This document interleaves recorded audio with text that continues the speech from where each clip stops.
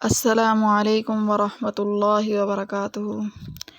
حضرت صالح علیہ السلام کی قوم پر عذاب الہی۔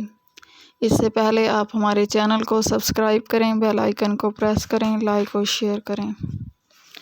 نحمدہ ونصلی ونسلم علی رسولہ الکریم، اما بعد فاعوذ باللہ من الشیطان الرجیم، بسم اللہ الرحمن الرحیم۔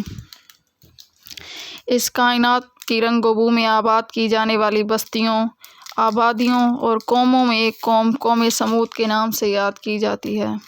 اس قوم کو قدرت کی طرف سے تعمیر کا فن عنایت کیا گیا تھا، جس کے ذریعے وہ پہاڑوں کو کاٹ کر بڑے بڑے محلات تعمیر کیا کرتی تھی۔ قرآن مجید نے جا بجا ان کے احوال اور انجام کا اپنے مخصوص انداز میں ذکر کیا ہے۔ یہ بھی عرب کی قدیم ترین اقوام میں سے ہے اور قوم عاد کے بعد سب سے زیادہ مشہور ہے۔ عیسیٰ علیہ السلام کی پیدائش سے پہلے تک اس قوم کے کچھ بقایا جات موجود تھے۔ اس قوم کا مسکن شمال مغربی عرب کا وہ علاقہ تھا جو آج بھی الحجر کے نام سے مشہور ہے۔ موجودہ زمانے میں مدینہ اور تبوک کے درمیان حجاز ریلوے پر ایک اسٹیشن پڑتا ہے جسے مدائن کہا جاتا ہے۔ مدائن صالح بھی کہتے ہیں۔ یہی قوم سمود کا صدر مقام تھا۔ اگرچہ اب تک اس علاقے میں سمود کی اجڑی ہوئی بستیوں کے کھنڈرات پائے جاتے ہیں، لیکن اسلام کے عہد اول میں سمودی آثار قدیمہ بکثرت ملتے تھے۔ یہ قوم بھی اپنے پیش رو کی طرح بڑی خوشحال تھی۔ سرسبز و شاداب زمینیں، مال و دولت کی فراوانی، عالی شان محلات کی رہائش قدرت نے انہیں عطا فرما رکھی تھی۔ پہاڑوں کو تراش کر ان میں عالی شان محل بنانا ان کی خاص صنعت تھی۔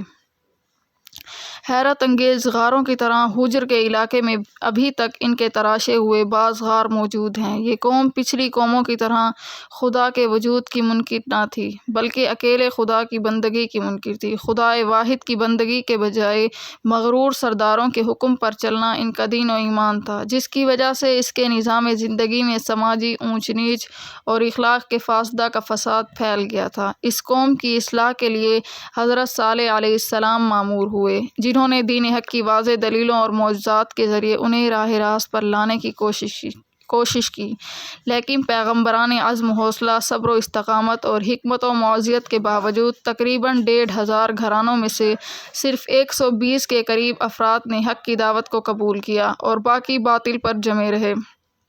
سرکشی اور بغاوت کرتے ہوئے صالح علیہ السلام کو سحر زدہ کہا۔ قوم کے سرداروں نے، جو مالی اعتبار سے انتہائی خوشحال تھے، کہا کہ ہمارے ہوتے ہوئے تمہیں کیسے وحی سے نوازا گیا؟ ہماری ظاہری مالی حالت تو یہ بتلاتی ہے اللہ ہم سے خوش ہے۔ اگر وہ ناراض ہوتا تو اس خوشحالی سے نہ نوازتا، اگر وحی بھیجتا تو ہم میں سے کسی پر بھیجتا۔ قوم کے سرداروں نے ان لوگوں سے بھی بات کی جو صالح علیہ السلام پر ایمان لا چکے تھے اور غریب تھے۔ کیا تمہیں پورا یقین ہے کہ یہ اللہ کے نبی ہیں؟ انہوں نے جواب دیا، ہاں، ہم ان پر ایمان لا چکے ہیں۔ انہوں نے کہا، ہم تو اس سے انکار کرتے ہیں جس پر تم ایمان لائے ہو۔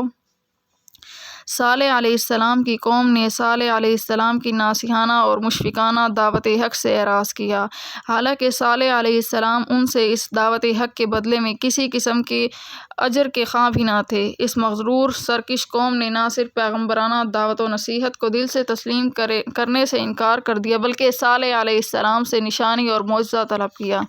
صالح علیہ السلام نے فرمایا، ایسا نہ ہو کہ نشان اور معجزہ آنے کے بعد بھی ان کا انکار ہو اور سرکشی پر قائم رہیں۔ قوم کے سرداروں نے بڑا پکا وعدہ کیا کہ ہم فوراً ایمان لے آئیں گے۔ حضرت صالح علیہ السلام نے قوم سے دریافت کیا وہ کس قسم کا معجزہ چاہتے ہیں۔ انہوں نے مطالبہ کیا کہ اس سامنے والے پہاڑ میں سے ایک ایسی اونٹنی ظاہر کر جو گابھن ہو اور فوراً بچہ جنے۔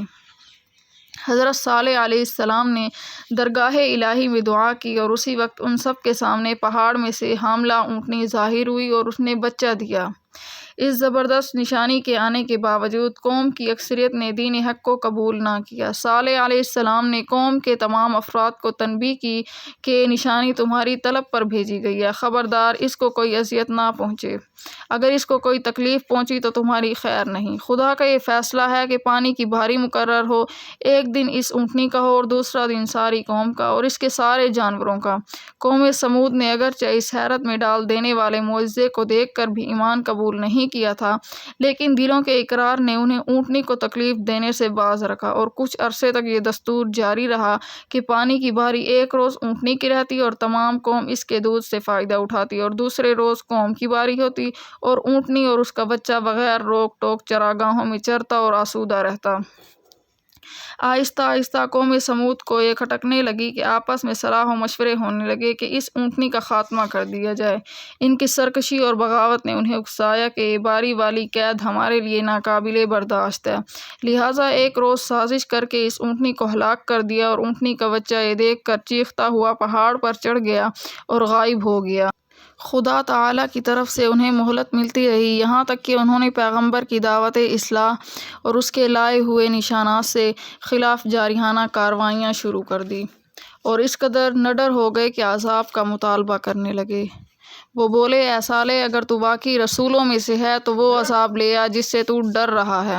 جب حضرت صالح علیہ السلام کو علم ہوا تو قوم کی قابل رحم حالت پر آپ دیدہ ہو کر فرمایا، اے بدبخت قوم، آخر تجھ سے صبر نہ ہو سکا، اب خدا کے عذاب کا انتظار کرو، 3 روز کے بعد نہ ٹلنے والا عذاب نازل ہوگا۔ حضرت صالح علیہ السلام کی اطلاع کے مطابق اگلے دن صبح ہی سے عذاب کے آثار نمودار ہونے شروع ہو گئے۔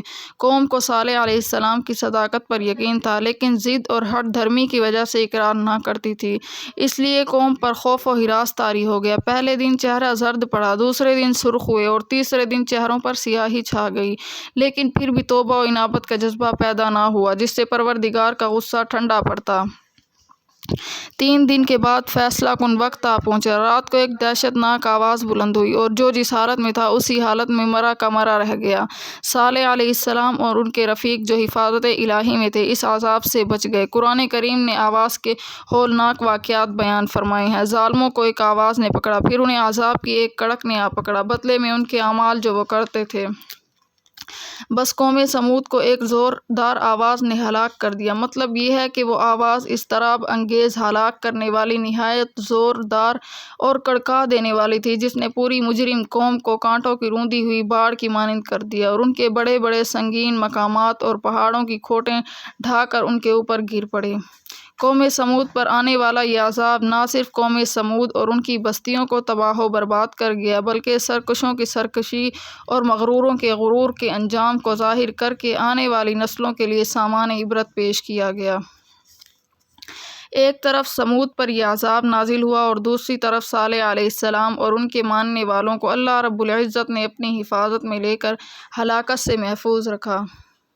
حضرت صالح علیہ السلام نے اس ہلاک شدہ قوم کو مخاطب کر کے فرمایا، اے قوم، بلا شبہ میں نے اپنے پروردگار کا پیغام تم تک پہنچایا اور تم کو نصیحت کی، لیکن تم تو نصیحت کرنے والوں کو دوست ہی نہ رکھتے تھے۔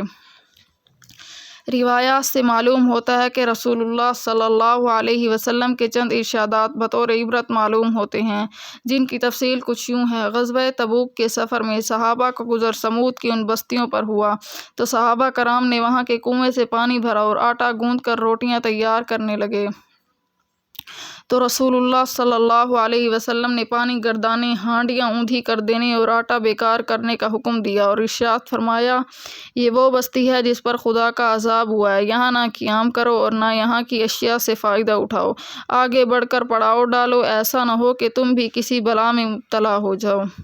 رسول اللہ صلی اللہ علیہ وسلم نے یہ بھی فرمایا، تم ان بستیوں میں خدا سے ڈرتے، عجز و آزاری کرتے ہو اور روتے ہوئے داخل ہوا کرو، ورنہ ان میں داخل ہی نہ ہوا کرو، کہیں ایسا نہ ہو کہ تم بھی اپنی غفلت کی وجہ سے عذاب کی مصیبت میں مبتلا ہو جاؤ۔ رسول اللہ صلی اللہ علیہ وسلم نے یہ بھی فرمایا، اللہ تعالیٰ سے نشانیاں طلب نہ کیا کرو۔